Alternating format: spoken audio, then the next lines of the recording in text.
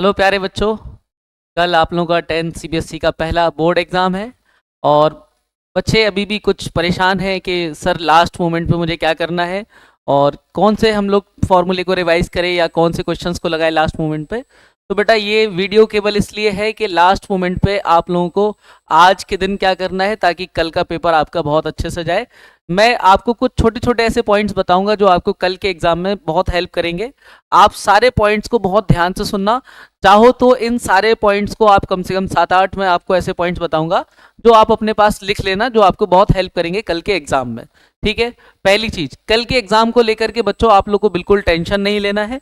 कल का पेपर चाहे वो स्टैंडर्ड का हो या बेसिक का हो, पेपर हमारा इतना टफ नहीं आने वाला है। जो आपने साल भर पूरा स्टडी किया है वही आपसे उसी तरह के क्वेश्चंस आएंगे। ठीक है भाई।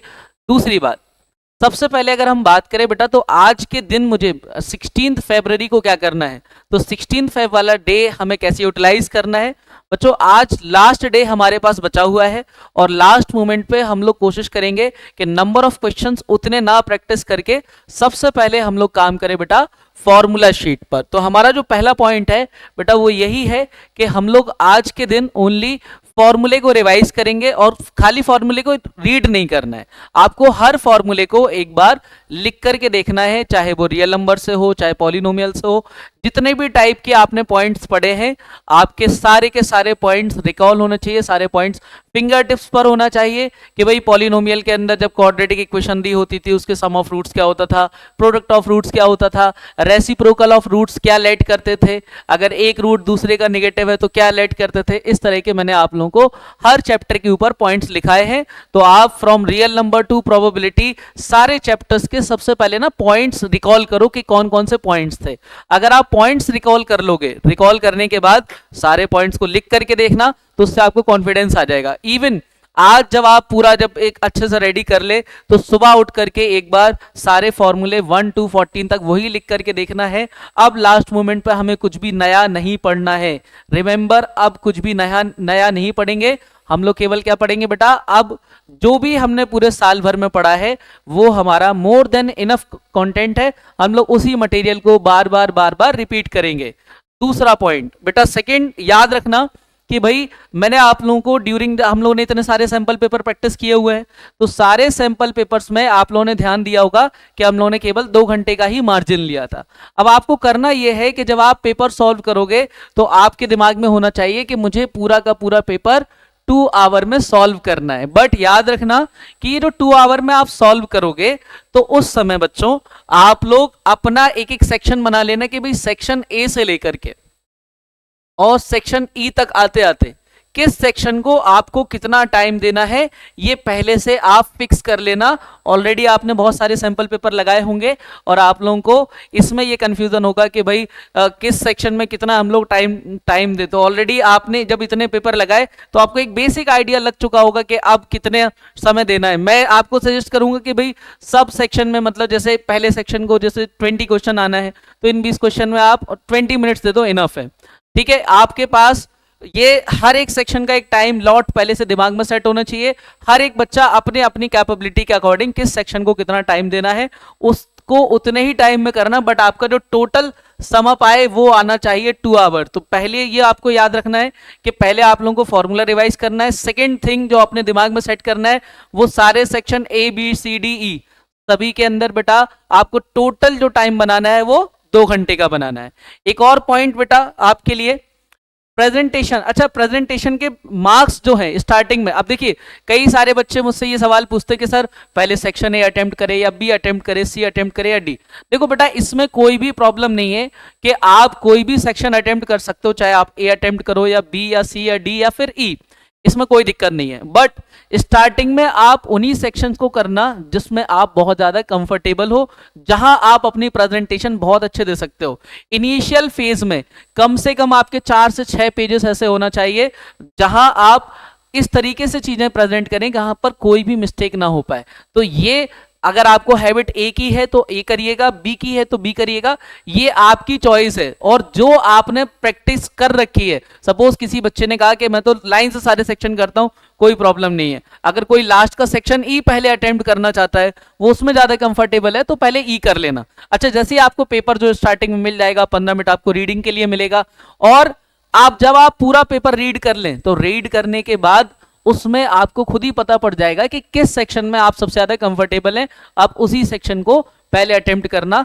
तो ये कोई ऐसा इशू नहीं है कि आप पहले ए अटेम्प्ट करें, बी अटेम्प्ट करें, बस अटेम्प्ट वो करना जिसमें आप सबसे ज्यादा कंफर्टेबल हो, उतने ही पार्ट को आप अटेम्प्ट करना। एक और देखो, अगर हम बात करें बेटा, अगर मेरे पास चॉइस आ जाए कि ग्राफ वाला क्वेश्चन करूं या मैं जिसमें कैलकुलेशन करना है, तो आप चॉइस करना कि कैलकुलेशन वाले पार्ट को आप प्रायोरिटी पे रखना ग्राफ वाले पार्ट के कंपैरेटिवली, क्योंकि ग्राफ में आपका टाइम ज्यादा लग जाएगा as compare to calculation. But still अगर कोई ऐसा क्वेश्चन फंस गया जिसमें आपको ग्राफ कंफर्टेबल लग रहा है, तो आप ग्राफ करना, बट प्रायोरिटी पर रखना कैलकुलेशन वाले पार्ट को जिसमें आपका समय बचे, क्योंकि हमें टाइम बचा करके दोबारा से अपनी कॉपी भी चेक करना है कि हमने क्या गलती की हुई है। एक और पॉइंट बेटा आपको क्या याद रखना है, अच्छा डायग्राम देखो, जो कुछ चैप्टर्स हैं, जैसे फॉर एग्जांपल अगर हम बात करें बेटा कोऑर्डिनेट ज्योमेट्री, तो कोऑर्डिनेट ज्योमेट्री में आप कोशिश करना कि आप डायग्राम बनाएं, ठीक है भाई, कोऑर्डिनेट ज्योमेट्री है। या फिर ट्राइंगल, उसमें भी हमारे पास एक अच्छा डायग्राम होना चाहिए, ठीक है भाई। हाइट एंड डिस्टेंस तो बिना डायग्राम के क्वेश्चन होने ही नहीं वाला। इवन बेटा अगर हम बात करें सरफेस एरिया वॉल्यूम, तो उसमें बेटा आपको डायग्राम अच्छे से बनाना है, नीट एंड क्लीन डायग्राम। अगर आप अच्छा डायग्राम बनाएंगे तो बेटा वहां एक तो प्रेजेंटेशन आपकी अच्छी हो जाएगी, दूसरा आपको किसी तरह की कंफ्यूजन नहीं होगी। तो आप अपने पास पेन, पेंसिल, ये सारी चीजें रखे, पेन भी रखे, पेंसिल भी रखे, कंपास भी आपके पास होना चाहिए, आपके पास स्केल भी होना चाहिए, सारे मतलब स्टेशनरी का जो भी आपका नीड, जिस जिस चीज की आपको नीड है, वो सारा सामान आपके पास होना चाहिए, ठीक है भाई। अच्छा, ये मैं आप लोगों को बता दूं कि पेन, और जिसमें बहुत ज्यादा कंफ्यूजन होता है, सर मैं कौन से पेन से लिखूं, तो बेटा मैं आपको सजेस्ट करूंगा कि आप एक बॉल पेन से लिखें, और उस ब्लू बॉल पेन से लिखें जिसमें आप ज्यादा कंफर्टेबल है। आप जितना ज्यादा कंफर्टेबल जिस पेन के साथ है, आप उसी पेन से लिखना। नया पेन यूज करने से अच्छा है जो आप रेगुलरली यूज कर रहे हो अभी तक, प्रैक्टिस के टाइम तक, तो उसी से आप पेपर लिखना, क्योंकि आप उसके यूज टू हैं। तो नया पेन पे मत जाना है कि मैं महंगा वाला पेन खरीद के नया पेन लेके वहां पे पेपर करूंगा, नहीं, बेस्टेस्ट जो पेन से आप ऑलरेडी लिखते थे, आप उसी पेन को यूटिलाइज करें। अगला पॉइंट बेटा, कुछ कॉमन मिस्टेक बच्चे जनरली पेपर में करते हैं। क्या कॉमन मिस्टेक करते हैं, देखो, सबसे पहले हर एक क्वेश्चन के अंदर बेटा जो भी डेटा है, आपको उस इंफॉर्मेशन को अंडरलाइन करना है। अगर आप इंफॉर्मेशन को अंडरलाइन कर लेंगे तो उससे ना जो कॉमन मिस्टेक होती है, इंफॉर्मेशन होना चाहिए बेटा अंडरलाइन कर करके। बहुत सारे टाइम पर क्या होता है कि हम लोग छोटी छोटी मिस्टेक कर देते हैं। फॉर एग्जांपल, सेंटीमीटर का डेटा मीटर में रख देते हैं, मीटर वाला किलोमीटर में रख देते हैं, या फिर 36 की जगह 46 लिख देते हैं। कभी कभी हम लोग रूट लगाना भूल जाते हैं, कभी कभी स्क्वायर करना भूल जाते हैं। तो आपको ये जो छोटी छोटी बातें हैं, इनका विशेष तौर पर ध्यान रखना है कि ये हमसे गलती ना हो पाए। कि जब आपके पास पेपर है, आप पूरा पेपर रीड करते समय जहां जहां पर भी जो भी डेटा है, जितनी भी यूनिट्स है, हर यूनिट्स को बेटा आप अंडरलाइन कर लेना कि कहाँ सेंटीमीटर में है, कहाँ पर मीटर में है। ये सारे पॉइंट्स को आप अच्छे से नोट कर लेना। वहीं पर पेपर के अंदर एक स्मॉल एक लाइन अंडरलाइन कर लेना कि भाई ये मेरे पास सेंटीमीटर में दिया, ये मीटर में दिया, या कौन कौन से हमारे पास इंफॉर्मेशन दे रखे हैं, ताकि जब आप क्वेश्चन को करो तो आप लोगों को उस तरह की दिक्कत ना हो। एक और बात ध्यान से सुनो, देखो, ये अगर हम बात करें इस तरह की, कल आप लोगों को एक कॉपी मिलेगी जिसमें आप लोगों को ये चीजें फिल करना होगी।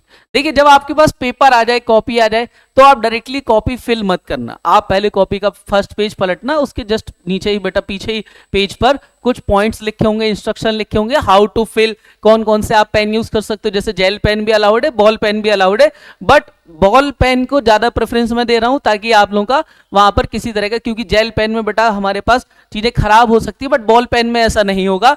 ऐसा बॉल पेन जिसका बेटा इंक एक मॉडरेट हो, ना ज्यादा बहुत ज्यादा इंक फैलाता हो या बहुत लेस इंक हो। आप एक मॉडरेट वाला पेन जो आप डेली यूज कर रहे हो, उस तरह का आप पेन यूज करना। और जब आप इसको फिल कर रहे हो, तो फिल करते टाइम पर बहुत छोटी छोटी चीजें, अब जैसे कि ऑलरेडी मैंने ये आप लोगों को क्लास में तो प्रैक्टिस करवाया है, बट स्टिल जो बच्चे इस चीज को प्रैक्टिस नहीं कर पाए, तो बेटा याद रखना कि सबसे पहले सब्जेक्ट, अब आप जानते हैं कल मैथमेटिक्स का पेपर है, तो आप प्रॉपर मैथ्स लिख करके, मतलब यहां जैसे आपने लिखा कि मैथमेटिक्स का मेरा पेपर है, इसको आप कैपिटल में भर सकते हो, स्मॉल में भर सकते हो, और ब्रैकेट में यू विल मेंशन कि आपका पेपर स्टैंडर्ड का है या फिर बेसिक का है, और उसके बाद कोड आपको फिल करना होगा। स्टैंडर्ड का कोड 041 या बेसिक का कोड 241 वो फिल करना है। उसके बाद डे पहले आएगा, जैसे कल ट्यूसडे का आपका पहला पेपर है तो ट्यूसडे, और कब है बेटा 17 फरवरी को, तो आप इसमें एंड करके ऐसे लिखेंगे 17 Feb 2026, इस तरह से आप फिल कर देंगे, ठीक है। इसके बाद बेटा मीडियम ऑफ आंसर, वो तो आपका इंग्लिश हो जाएगा।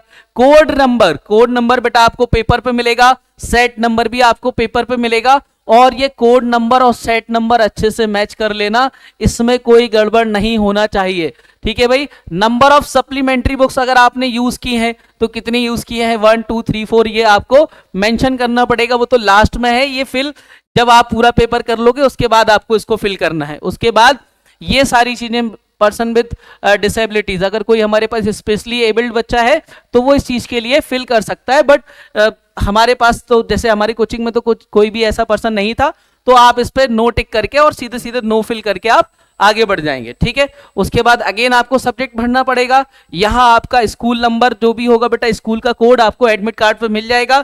बाकी आपके फादर का नाम और आपके साइन यहाँ पर चलेंगे। नीचे वाला कोई भी कॉलम हमें फिल नहीं करना है। ऊपर वाले में बेटा जो कैंडिडेट नेम है, अब कैंडिडेट नेम में याद रखना कि जो भी आपका नाम है उसके बाद जो स्पेस है तो वो स्पेस भी आप छोड़ेंगे। फॉर एग्जाम्पल मेरा नाम राम कुमार में मैं क्या करूंगा, यहाँ पे RAM, उसके बाद कुमार के बाद बेटा यहां पर राम और कुमार में स्पेस था, तो मैं इस तरीके से फिल करूंगा। और फिल करने के बाद बेस्ट तरीका इसका देखो क्या होता है बेटा, इसको बेस्ट तरीका क्या है कि पहले ना आप स्केल रख लेना। स्केल रखने से क्या होगा कि जैसे आपको R फिल करना है तो आपने R जैसे ही फिल कर लिया, उसके बाद स्केल लगा लेना ताकि ये वाली लाइन आपको दिखे नहीं। फिर आप यहां पर A लिखना, फिर बेटा स्केल के बाद मतलब जैसे जैसे आप स्केल लगाते जाएंगे उस तरीके से आपको ये पूरा फिल करते चलना है, ठीक है भाई। इसी तरह से बेटा आपको रोल नंबर को इसी मेथड से फिल करना है। इसी तरीके से आपका जो भी सब्जेक्ट कोड है या आपका जो सेंटर नंबर है वो सब आपको एडमिट कार्ड में मिल जाएगा। ये आपको रोल नंबर वाली बात 2-3 बार आप लिख करके देख लेना। जैसे आप अपना रोल नंबर 2-3 बार लिखोगे तो दिमाग में ऑलरेडी आपको एक रोल नंबर सेट हो जाएगा, ठीक है। आप चाहो तो इसका मैं एक आप लोगों को PDF भी ग्रुप पे डाल दूंगा, तो आप उसका प्रिंट निकाल करके भी इसको प्रैक्टिस कर सकते हो। कुछ और बातें देखो, जैसे देखिए बेटा ये एक बच्चे की कॉपी है, देखिए अब इस कॉपी में बच्चे ने किस तरीके से चीजें प्रेजेंट की है, ध्यान से सुनना। देखो बेटा ये उसने सबसे पहले फ्रंट पेज पर रफ वर्क कर दिया, इसमें कोई प्रॉब्लम नहीं है। चाहे तो आप फ्रंट पेज पर रफ वर्क कर सकते हो, या फिर बेटा आप रफ वर्क के लिए, जैसे यहां तो उसने नहीं किया है बट कुछ कुछ जगह पर देखिए आप इसमें, हाँ जी ये देखिए बेटा जैसे उसने ये रफ वर्क किया है तो रफ वर्क बेटा आप साइड में कर सकते हो। अच्छा लेफ्ट और राइट में से कहां पर करना चाहिए, तो बेटा मैं आपको सजेस्ट करूंगा कि आप राइट साइड पर अपना रफ वर्क करें, ठीक है भाई। राइट साइड पर क्यों रफ वर्क करें, ताकि बेटा जब आप राइट साइड पर रफ वर्क करोगे तो आपके पास ये वाला जो मार्जिन है, इस मार्जिन पे टीचर अपने मार्क्स लिख सकता है। दूसरी बात बेटा इस कॉपी में आपको क्या याद रखना है, देखो आप ध्यान दीजिए कि इसने ना हर एक क्वेश्चन के बाद एक इस तरीके से लाइन बना दी कि ये मेरा क्वेश्चन कंप्लीट हो गया। और क्वेश्चन करने के बाद जैसे इसने अटेम्प्ट किया है, जैसे इसने बेटा लिखा है, तो आप इस चीज को चाहो तो सेंटर में मेंशन कर सकते हो कि मैंने सेक्शन A किया है। और जब आप सेक्शन A कर रहे हो तो सेक्शन A के सारे क्वेश्चन लाइन से होना चाहिए। सेक्शन A करने के बाद ऐसा नहीं हो कि सेक्शन A आधा इधर है, सेक्शन A लास्ट में, फिर 2-3 क्वेश्चन बाद में आए, सेक्शन B कहीं है, फिर सेक्शन B का कुछ पार्ट कहीं है। तो आपके दिमाग में सेट होना चाहिए कि अगर आप कोई भी सेक्शन अटेम्प्ट कर रहे हो, either A, either B, either C, तो हर एक सेक्शन को आपको पूरी तरह खत्म करना है, तभी आपको नेक्स्ट सेक्शन पे बढ़ना है। ऐसा नहीं करना है कि सेक्शन में आप लोगों को कुछ क्वेश्चन कहीं और कुछ क्वेश्चन कहीं करना है। तो ये बिल्कुल दिमाग में सेट कर लेना कि आप जो भी सेक्शन अटेम्प्ट कर रहे हो, आप उसका कोई भी क्वेश्चन अगर करो तो लाइन से ही वो क्वेश्चन होने चाहिए, सेक्शन वाइज। सेक्शन का आप ऑर्डर बदल सकते हो, आप सेक्शन E पहले कर सकते हो, D बाद में कर सकते हो, बट बेस्ट तरीका तो यही है कि सेक्शन A से लेकर सेक्शन E तक जाया जाए। बट अगर आपको किसी चीज की हैबिट है कि मैं सेक्शन E पहले करता हूं या D पहले करता हूं, तो आप उसको पहले कर लेना, उसमें कोई इशू नहीं है। तो छोटे छोटे मैंने जो भी आपको पॉइंट्स बताए, क्या क्या बताया, एक तो आज आप लोगों को ओनली फॉर्मूला शीट रिवाइज करना है, उसके अलावा कोशिश करना है कि अब आप कुछ भी नया ना पढ़ो, आपने जो साल भर पढ़ रखा है उसी को आप रिवाइज करो। दूसरी चीज बेटा सुबह उठ के एक बार और फॉर्मूले को आप लिख लेना। तीसरी बात, आपका जो भी सामान है, एडमिट कार्ड, पेन, पेंसिल, सारी चीजें आप प्रॉपर रख लेना। एक ट्रांसपेरेंट आप पानी की बोतल अपने साथ ले जा सकते हैं, और आपको प्रॉपर स्लीप लेना है, आज लाइट फूड खाना है, ऐसा नहीं जिससे आप अगले दिन बीमार पड़ जाओ। तो आपको आज लाइट फूड खाना है, कम से कम 7 या 8 घंटे की आप स्लीप रख सकते हो आज के दिन की, ताकि आपका पेपर कल अच्छा जाए, आप ज्यादा लो फील ना करो पेपर के दौरान।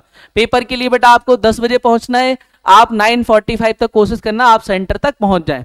आप अपना सीट नंबर हर एक चीज प्रॉपर चेक कर लेना, जिस क्लास में आपको बिठाया गया है वहां आपका सीट नंबर, आपका रोल नंबर मैच हो रहा है या नहीं, उसको 2-3 बार अच्छे से चेक कर लेना है। कुछ भी आपको प्रॉब्लम आए तुरंत आप टीचर के पास जाकर के अपडेट करें कि मेरा ये सीट नंबर कुछ चेंज हुआ है या मेरी कॉपी नंबर, मेरा सीट नंबर मैच नहीं कर रहा है। वो सारी चीजें आप लोगों को कल अच्छे से ध्यान रखना है। तो ये कुछ छोटे छोटे पॉइंट्स थे जिस पे अगर आप वर्क करोगे तो आपका कल का पेपर बहुत अच्छा जाएगा। और वैसे भी हम लोगों ने बहुत कुछ पढ़ रखा है, 10th सीबीएसई के अंदर इतने सारे क्वेश्चंस हम लोगों ने प्रैक्टिस कर रखे हैं, हर तरह के, फ्रॉम 0 लेवल टू बिल्कुल हाई लेवल तक के। तो आपको ये टेंशन नहीं लेना है। बस ये लास्ट पॉइंट जो लास्ट में बोल रहा हूं कि आप जब कल पेपर करें तो पेपर करते टाइम बेटा स्पीड विथ एक्यूरेसी जरूर मेंटेन करना। मैंने 2 घंटे का समय दिया है, मुझे पता है जब आप पेपर करोगे वो 2.5 घंटे तक पहुंचेगा। तो ये आप लोगों के दिमाग में सेट होना चाहिए कि मैं पेपर स्पीड में करूं, नहीं तो एट लास्ट आपका पेपर छूट जाना है। कम से कम 15 मिनट आपके ऐसे होना चाहिए जिसमें आप अच्छे से पेपर को चेक करो कि आपने कुछ मिस्टेक तो नहीं की है। अच्छा, सेक्शन ए लिखते टाइम पे याद रखना कि आप अपना ऑप्शन के बाद आंसर जरूर मेंशन कर देना, क्योंकि मैंने उसमें कुछ एक पैटर्न पाया कि कुछ बच्चे एक छोटी सी मिस्टेक कर रहे थे कि वो सेक्शन ए का सपोज उनका आंसर 2 आ रहा है और वो क्वेश्चन नंबर 2 अटेम्प्ट कर रहे थे और उसमें आंसर बी लिख दिया। तो ये गलती हो जाती है। तो जब अपना पूरा सेक्शन ए अटेम्प्ट कर लो, उसमें अच्छे से अंडरलाइन कर लेना कि सेक्शन ए का ए आंसर का 5 था, बी का 6 था, तो वो बात भी प्रॉपर तरीके से मेंशन कर देना सेक्शन ए में, और सारे क्वेश्चंस को प्रॉपर तरीके से अटेम्प्ट करके आना, नीट एंड क्लीन। अगर इसके बाद भी आपको कोई कंफ्यूजन है तो आप डायरेक्टली मुझसे पूछ सकते हो। मैं आज शाम तक, आज रात तक 11-12 बजे तक मैं अभी भी बच्चों के डाउट ही सॉल्व कर रहा हूं ऑनलाइन। तो आप मुझे व्हाट्सएप पे सारे क्वेश्चंस भेज सकते हो और उसके थ्रू हम लोग सारे क्वेश्चंस को मैं आपको बताता चलूंगा। और अगर कोई ऐसा क्वेश्चन होगा जो मुझे लगता है कि कल नहीं आने वाला, तो मैं आपसे बोल दूंगा कि आप इस टाइप के क्वेश्चंस को प्रैक्टिस नहीं करो। ठीक है बेटा, स्टिल कोई भी कंफ्यूजन है बिल्कुल टेंशन नहीं लेना है, डायरेक्टली मुझे अपडेट कर देना है। मैं अभी पूरे रात तक अवेलेबल हूँ। मॉर्निंग में भी आप मुझे 6 बजे से लेकर सुबह जब तक आप पेपर देने जा रहे हो तब तक भी अगर कोई भी कंफ्यूजन है तो आप डायरेक्टली मुझे अपडेट कर सकते हो। All the best, best of luck. मिलते हैं अपन कल पेपर वाले दिन। थैंक यू बच्चों।